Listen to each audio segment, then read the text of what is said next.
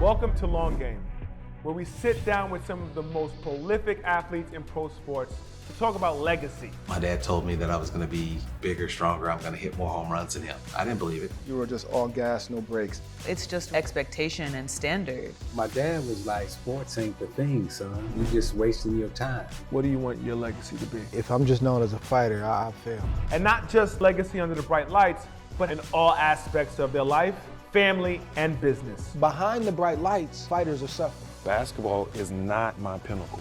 I came from an environment that breeds champions. We worked with Dame, and we saw Dame every day. Everything you heard about him, that's what it is. My team here knows I want you to be great. If you're going to be mediocre, I don't want to be around you. Why is giving back so impactful for you? Why do I do it? Because somebody did it for me.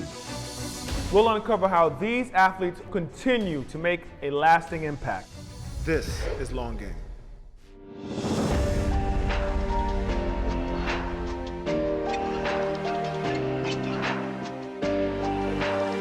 On today's episode of Long Game, I'll be heading out to the Bay Area to visit a hometown legend and Hall of Fame boxer.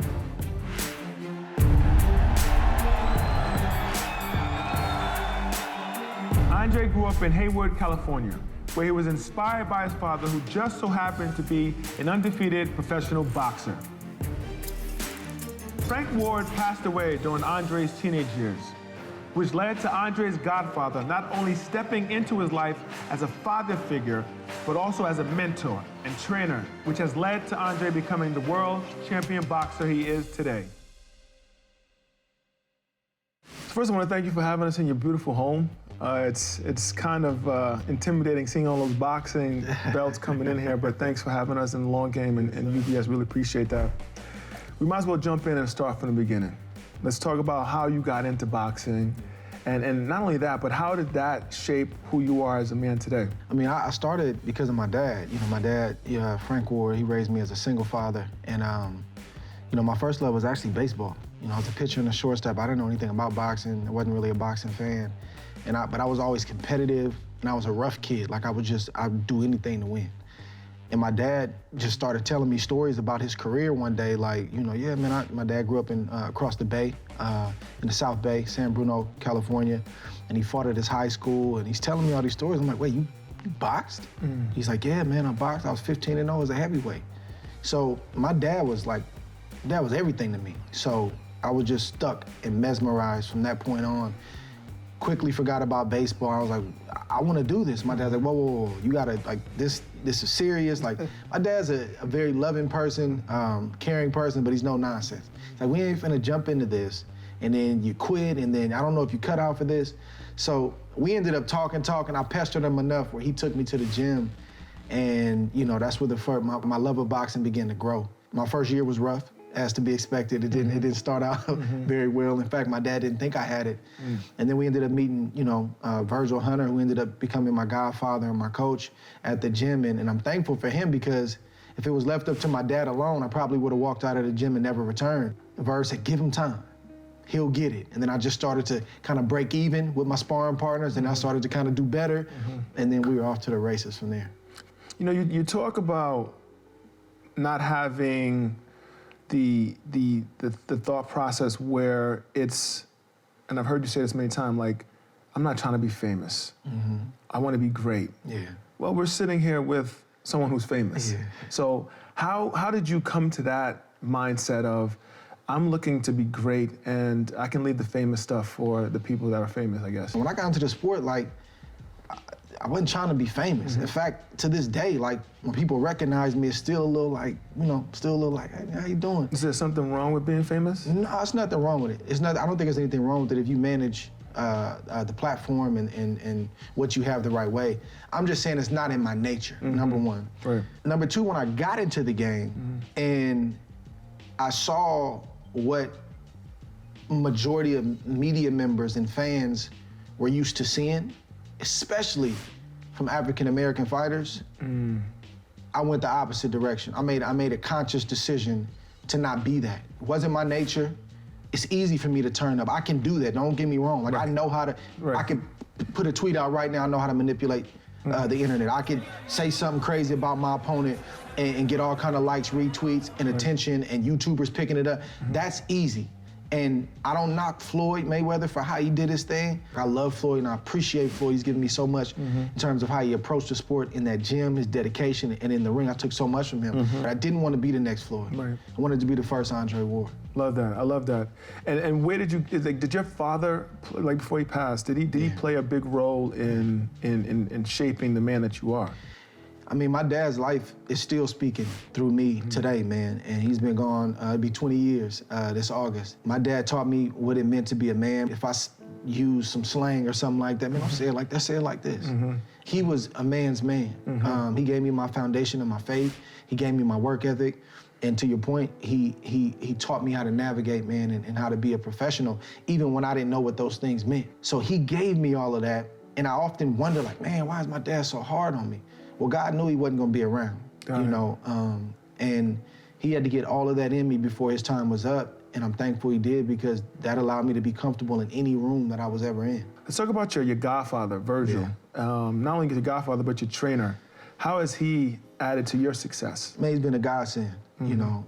He was like my ram in the bush, man. You know, my dad died, like I was going through a rough time. You know, I was in the streets, drinking, partying, doing a lot of stuff. Like I was done with my faith. I was just done. I didn't care if I lived or died at that point.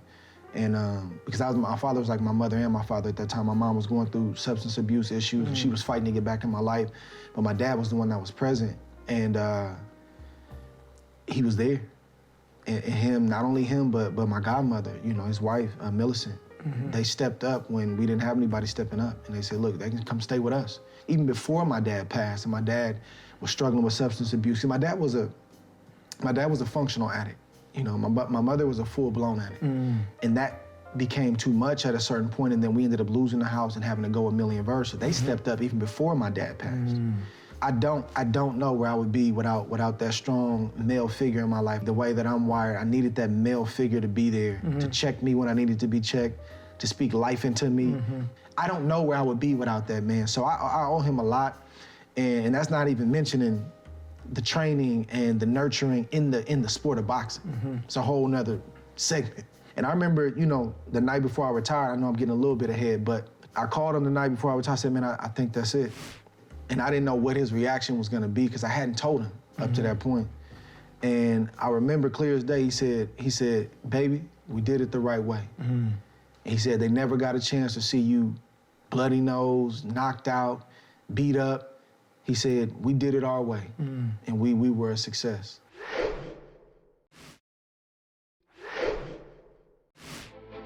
Left hook upstairs by Ward. That's the money punch for Andre Ward. Andre Ward began his boxing career in 1994, and as an amateur, had a record of 115-5. Andre didn't lose a single match from 1998 to 2004. That was another tremendous combination by Ward. Oh, huge left hook by Ward. After a stretch like that, how could he not be recognized as one of the most iconic sportswear brands? In 2004, Ward inked a deal with Brand Jordan. Signing with Brand Jordan allowed Ward to be in the same company as one of his mentors and all-time favorites, the great Roy Jones Jr. Brands have said, you know what, we love what we see. We love the messaging. We love the fact that you're touching people all over the world. And one of those brands was the Jordan brand. Yeah. Actually, you're still repping as we talk. Talk about how that was building the boxing shoe for Jordan. And as you retired, do you still have a decent relationship with Brand Jordan? Yeah, man, I think, you know, that relationship would be a relationship for life. You know, Mike's told me, man, you and the family for life. And that's really how the brand is. But the actual brand itself, Jordan brand, it's a small knit group and company of people, executives and athletes that are elite at what they do. Oh, it's elite. It's elite. Oh, it's elite bunch of guys from you, Derek Jeters of the world. Like, it's elite. And Jordan, being the guy that he is, very, very competitive still to this day. A winner. He knows what he likes, what he wants. He's very selective. So when I got the word early, like right after the Olympics, that they were interested, man, I didn't even know what I was getting myself into. But as I started to mingle with them and spend time with them, like H. White, Larry Miller, all them guys, Mark Ravlin. I can go on and on about the guys that have mentored me, been there for me. It's always been a family.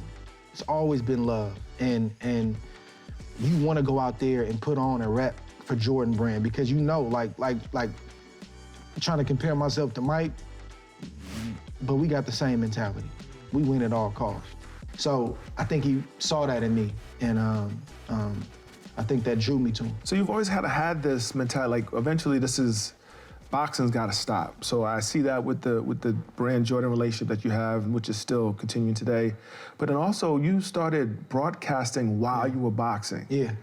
Was that difficult to get on camera and critique other boxers? It's hard. Knowing that you're a boxer yourself. It's hard. Yeah, man. It's extremely hard to critique my brothers. Mm-hmm. You know, I'm in the fraternity of boxing. You just don't want to violate that in that kind of way. But it took time. You know, I got really good mentors, man. A guy named Alan Massengale, he just passed. Jim Lampley, Al Bernstein, Max Kellerman, Joe Tessitore. Like, these are guys that have mentored me throughout my 10+ year career. And I believe it was Joe Tessitore that told me this. You know, I was saying, man, I'm in the fraternity, it's tough. He said, no. He said, you'll always be a part of that fraternity, but you're in this fraternity now. And I was like, to the point. Right. Gave me a little bit of balance. But I heard a commentator say one time, you take a hard truth and you package it up in a nice, pretty package and put a bow on it, and then you present it to the listener. So it's a skill, and I've learned, and I'm learning how to say the tough thing the right way. Well, I think that's why it's important that you're a broadcaster, because you can help teach the industry how they really should be critiquing these young men and women, whoever is an athlete in the ring. Let's shift a little bit towards, we've talked about your mentorship. Yeah. When it comes to our finance, for us, this is where we, at UBS, we want to have these discussions. Me being a former athlete myself, my mom was an accountant, still didn't talk finances. Really? I saw her living check to check. Wow. For you, you made a decent amount of money. Yeah. Was finances ever spoken about at the home? We never got formal conversations with my dad, He complained about money, though. I remember him just going through the woes of entrepreneurial endeavors and business and trying to navigate that, but we never really sat down and talked about it. But for some reason, I've always had numbers and money has always kind of interest me, especially in respect to an athlete. And I just started, just watching how the plight of athletes in general, I'm not gonna say boxers, would go. Most, not all, would come from nothing, and they'd have this trajectory and this arc, and then oftentimes it's, and they implode. So as I got close to, becoming a professional, it was on my mind. I didn't have all the knowledge I needed, but I was aware that I gotta figure this out. I gotta, And as me and my wife, got into the boxing game, contracts were not as hard to read as people made them out to be. Now, there are certain verbiages and languages, and I think you should always get your contract looked over by a professional, but we would get certain things. Man, the contract's in your inbox. And I just started reading. And me and her would sit there, we print it off, and we'd sit in the office and just read together. Okay? And we started to figure it out, and we started to get it. And I started to intimately understand, and I'll just talk fighting, how fighters would lose their money, right? Like, for example, there may be, we call it a license fee. A network, right, would give $1 million. Say, look, for the fight, okay, for your fighter, for Dre, we'll give Dre $1 million. If you don't have a good team, they may come back and say, man, HBO put up 600. 600? Man, I've never seen 600,000. Right, so we'll give you 500. We gotta eat, and they gotta eat. We give 5. Come to find out, it was $1 million on the table. Jeez. Personal education, reading, asking questions, being guarded and vigilant, not trusting the first thing that people say. And then my manager, man, James Prince, was a huge help to me. And I learned by watching, I learned by asking questions, and I would just watch how he would move in negotiation. I remember, early in my career, I would get offended and I would take it personal, right? Like, we may talk to a network, like, man, you're our guy. Then we get an offer next week and it's like, yeah, this don't line up with what they said. Right. Then I start getting riled up. Man, Jay, they said this. He said, whoa, calm down. He said, this is just what they offered. We'll get him up. Right. He never panicked. He never got ruffled. And I would just see him grind them down little by little by little. And all of a sudden, what you think about this? Right. I'm like, man, that's not what we want. He said, but we don't want to be penny wise and dollar dumb. So I just learned the different nuances. I picked it up, and then I started using it on him. Love it.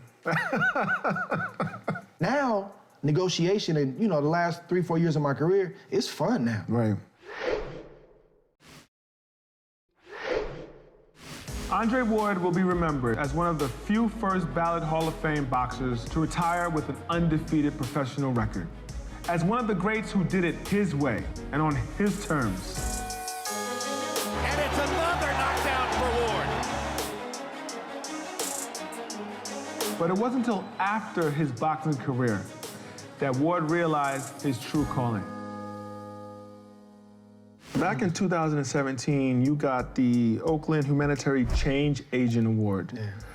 Why, again, do you feel it's part of your DNA that you have to give back? That's it. I mean, it's in me. My dad was a giver. I feel like that was a gift that he had. I've seen my dad multiple times take off the shirt, the coat he had on his back, and give it to a homeless person. So my dad was a giver, and I'm thankful, man, that got passed down to me. I saw it, but then it's also in me. It's a gift I think I have. Like, I love to be a blessing, and that's one of the quickest ways you can get God to bless you is if he knows you're gonna be a blessing, if he blesses you, But man, I love to be a blessing. That being said, did it feel good to be a first ballot Hall of Famer in the sport? Yes. I felt a huge weight lifted off me. Because you didn't have no doubt, though, did you? Come on. I mean, things can get funny, man. Come when it's time on, to you vote. didn't have any doubt, man. I put it like this. I believed that I knew I'd done enough. So when I got the call from Ed Brophy, the head guy over at the Hall of Fame, man, I just tears came down my eyes, man. I told Ed, I said, man, I can rest now. The ultimate goal was to walk away on our term, but that was the goal in terms of like competing and like the ultimate award. Floyd Mayweather, Bernard Hopkins, James Toney, Roy Jones, Layla Ali, like I grew up watching y'all. Crazy. How's this happening? Crazy. The debate is over, man. It's over. The debate is over. Let's talk about the current state of boxing. We're seeing a lot of, I don't even know if you even want to go there, but we're seeing the YouTube celebrities come in, and it seems like they're getting a lot of attention. Any thoughts on that? I'm not a YouTube hater. I'm not a Jake Paul hater. I respect what he's doing, and I'll tell you why. People say that guys like Jake Paul or his brother, Logan Paul, that they're taken away from fighters, and I don't think they are. They built a fan base outside of the sport, and they found a way for that fan base to transition into a whole nother sport. And what I respect about them, though, is that they work hard. They work hard to build a brand, and I know the circles that they're running in. They're really trying to be good in the sport. But the overall state of the game, we got to do better.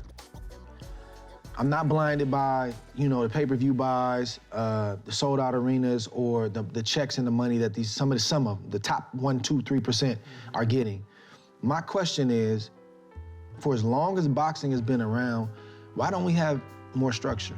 Why can't we have structure where there's financial literacy being taught? Why is there no talks about healthcare in a sport like this? Like, why is there no talks about disability insurance? If I tear my rotator cuff and can never fight again, I'm covered. Why do we have sanctioning bodies? Well, I got a bunch of belts in that office right there. It's called a sanctioning body, WBO, WBA, IBF, WBC. I'm gonna call them out by name. Those belts that they present and give you are not free. It's 3% of your gross income that they take. And if I happen to fight for multiple belts, you do the math. Why is there still managers that take 33 1/3 from your gross income? Behind the bright lights, fighters are suffering. I know this isn't something that boxing wants to talk about, but myself and others, we're behind the scenes trying to figure out ways to make this the norm.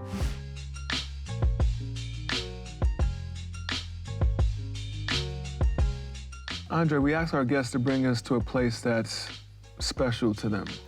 You brought us to the Well Community Church. Tell us why. I mean, this church is my foundation, and the members in this church, my pastor, and I got a core group of brothers that, you know, that are surrounding me, as well as, again, the community and the church. Man, this is my life, and I don't think it would be very interesting to take it to a boxing gym. We've done that already. That'd be typical, right? Yeah, That'd we've be done typical. that already.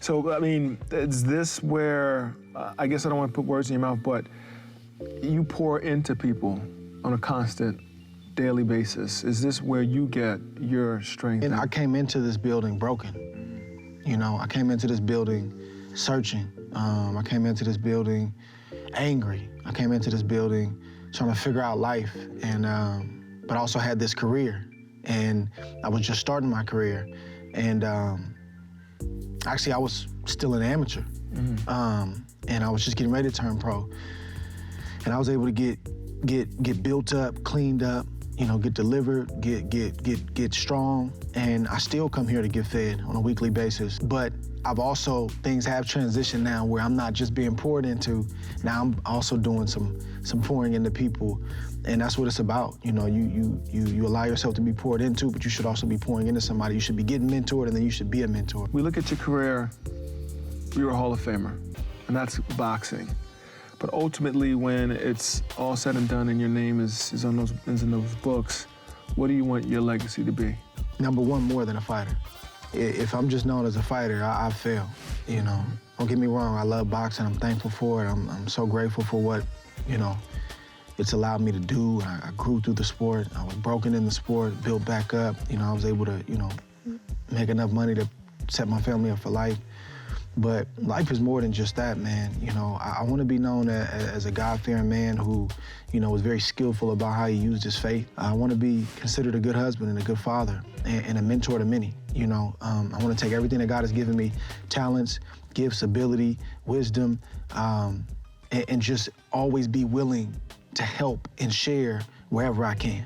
I want to be blessed, but I want to be a blessing.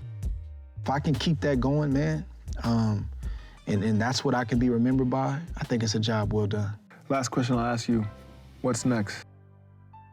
Man, I don't know, you know, and I'm okay with that. I mean, currently, I'm a youth pastor. Me and my wife are youth pastors. We're both licensed ministers, and I'm gonna continue to grow in that space, in that field. I have many projects going on. I'm working on my book. I'm working on my documentary. I'm really excited about both of those projects. It's gonna be an opportunity for me to kind of bear it all and share things that I either wasn't comfortable sharing or didn't really feel like it was time to share. Now's the time, you know, and it's one thing to share your faith with people and for them to see you in a place of success, but oftentimes we don't take them back to where we once were, and I can never forget that. And I think by doing that, it's gonna make my faith a little bit more believable, if you know what I mean. Yep, I do, and we're excited to see this next story. Appreciate you, bro. Thank you, man. Thank you. Appreciate you.